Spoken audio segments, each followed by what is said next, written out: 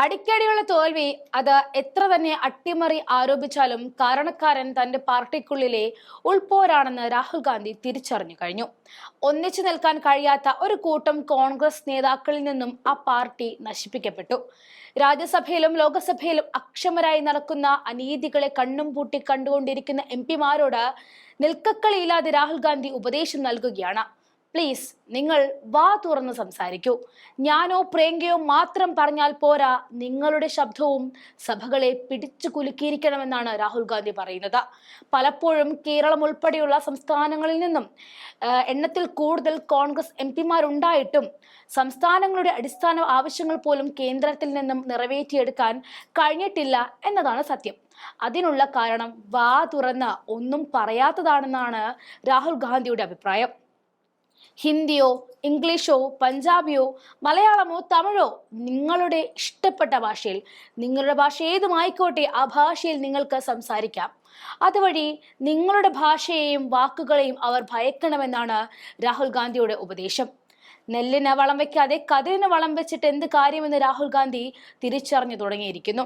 കാരണം പിടിവാശിയും അധികാരക്കൊതിയുടെ അഹംഭാവവും കൊണ്ട് കോൺഗ്രസ് നേതാക്കൾ പലരും തോറ്റുമടങ്ങുന്നു എന്ന സത്യം രാഹുൽ അവരിലേക്ക് കൂടി എത്തിക്കുകയാണ്. ലോകസഭയിൽ കോൺഗ്രസ് എംപിമാരുടെ യോഗത്തിനിടയിലായിരുന്നു ഈ പരാമർശങ്ങൾ നടത്തിയത്. കെ.സി. വേണുഗോപാൽ, മണിക്കം ടാഗോർ, ഗൗരവ് ഗംഗോയ്, കൊടിക്കുന്നിൽ സുരേഷ് തുടങ്ങിയ മുതിർന്ന കോൺഗ്രസ് എംപിമാർ ആ യോഗത്തിൽ പങ്കെടുത്തിരുന്നു. കൂടാതെ മറ്റൊരു കാര്യം കൂടി രാഹുൽ ഗാന്ധി പറയുകയുണ്ടായി. ഇനി മുതൽ സഭ ചേരുമ്പോൾ ആരൊക്കെ പങ്കെടുക്കുന്നില്ല എന്ന കൃത്യമായ അറ്റൻഡൻസ് രേഖപ്പെടുത്തുമെന്ന്. മാർച്ച് 10 ആരംഭിക്കുന്ന ബജറ്റ് സമ്മേളനത്തിന്റെ 2ാം ഘട്ടത്തിൽ അവരുടെ ഹാജർ കർശനമായി നിരീക്ഷിക്കുമെന്ന് പറയാനിടയാക്കിയതിനുള്ള കാരണം ബജറ്റ് സമ്മേളനത്തിന്റെ 1ാം ഘട്ടത്തിൽ കോൺഗ്രസ് എംപിമാരുടെ അഭാവം തന്നെയാണ്. ആദ്യഘട്ടത്തിൽ ശ്രദ്ധിക്കപ്പെട്ടതുപോലെ അവരിൽ പലർക്കും സംസാരിക്കാൻ അവസരം ലഭിക്കുമെന്നും രാഹുൽ ഗാന്ധി പറഞ്ഞതായിട്ട് അടുത്ത വൃത്തങ്ങൾ അറിയിച്ചു. രാഷ്ട്രപതിയുടെ പ്രസംഗത്തിനുള്ള നന്ദി പ്രമേയ ചർച്ചയിലും ബജറ്റിനെ കുറിച്ചുള്ള പൊതു ചർച്ചയിലും 27 എംപിമാർ പങ്കെടുത്തതായിട്ടും അദ്ദേഹം പറഞ്ഞു. ബിമൽ അഗോയി ജാം, വരുൺ ചൗധരി, ഉജ്ജൽ രാമൻ സിംഗ്, മനീഷ് തിവാരി തുടങ്ങി പ്രസംഗങ്ങളെക്കുറിച്ച് അദ്ദേഹം പ്രത്യേകം പരാമർശിക്കുകയുണ്ടായി. സമ്മേളനത്തിന്റെ 2ാം ഘട്ടത്തിൽ പ്രസംഗങ്ങൾ നടത്താൻ എംപിമാർ തയ്യാറാകണമെന്ന് അദ്ദേഹം പറഞ്ഞു.